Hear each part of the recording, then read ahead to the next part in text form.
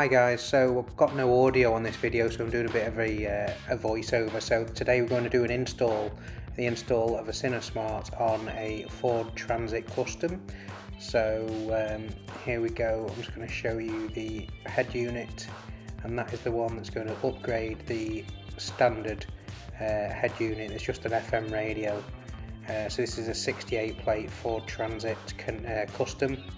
And we're going to go on to the next video where we show you a couple of pictures of the internal cabin of the standard radio that's fitted from factory with no sat-nav, no internet capabilities whatsoever.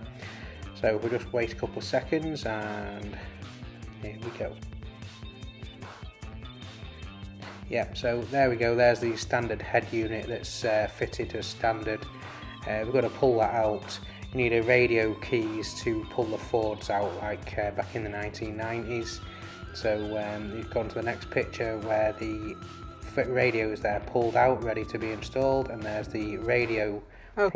Okay, here we are back into the Ford Transit Custom install. It looks like the van's been sick. So yeah, this is halfway through the install. So we've took the main part of the dash out, as you can see there. We've took the internal original bracket off. We've got the original radio here, the new radio here to install. These are all the cables. You've got an adapter here, couple of plugs. You've got your USB for your DAB antenna.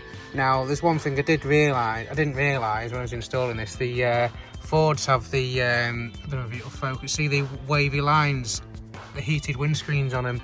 So it'll be interesting to see how the antenna works, because obviously it's an RF shield which blocks the signal. So who knows, let's see how we get on. It might be good, it might be barely usable, I don't know, but you still retain the original features of the FM radio at least. That'll be interesting. So on with the install.